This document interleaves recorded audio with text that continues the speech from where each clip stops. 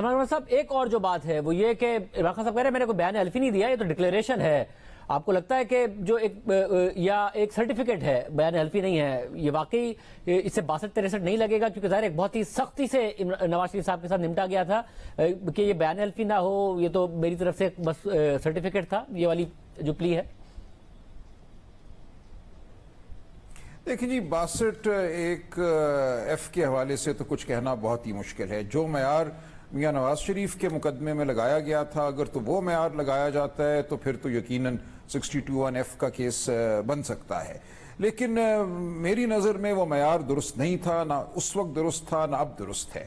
ہمیں اس معیار کو بدلنا ہے، اس کا تعین کرنا ہے کہ کس کو ہم نے غیر صادق کہہ کر پاکستان کی سیاست سے ہمیشہ کے لیے نکال دینا ہے، خواہ وہ کتنا اہم لیڈر کیوں نہ ہو. جب بھی ہم اس طرح کے دروازے ڈھونڈتے ہیں، کسی کو غدار کہہ دیا، کسی سیاسی جماعت کو تحلیل کرنے کی کوشش کی، کسی لیڈر کو کہہ دیا کہ یہ صادق امین نہیں ہے، تو ہم اپنے سیاسی عمل کو ٹھیس پہنچاتے ہیں. یہ معاملات بہت ہی شاذ و نادر ہونے چاہیے. ہم نے ان کو ایک سیاسی حربہ بنا لیا ہے اور اس میں یقیناً قصور ان فیصلوں کا ہے جنہوں نے ایک مبہم معیار قائم کیا اور ایک بری روایت ہمارے سامنے پیش کی. آج اگر کوئی سیاسی جماعت چاہتی ہے کہ وہ ان کا فائدہ اٹھائے تو سیاسی طور پہ یہ بات بالکل سمجھ میں آتی ہے، لیکن یہ ملک کے مستقبل کے لیے، ہمارے سیاسی عمل کے ارتقاء کے لیے کسی صورت بھی اچھی بات نہیں. ہمیں اب ماضی کی غلطیوں سے آگے بڑھنا ہے اور ان کی تلافی بھی کرنی ہے. تلافی پھر ان کی تصحیح کیسے ہو سکتی ہے؟ یا پھر یہ ہوگا کہ جہاں سے عمران خان صاحب کے لیے غلط ہونا بند ہو جائے، یا پھر جو ماضی میں جن کے ساتھ غلط ہوا ان کی بھی تصحیح کی جائے، وہ کیسے ہو سکتا ہے اور کیسے ممکن ہے؟ دیکھیں ممکن تو اس طرح ہے کہ ایک آئینی ترمیم آئے، 62(1) کا معیار مقرر کیا جائے یا اس کو ختم کر دیا جائے، اور اس کا اثر جو ہے اگر ترمیم ہوتی ہے یا اس کو ختم کیا جاتا ہے تو اس کو ماضی سے دیا جائے.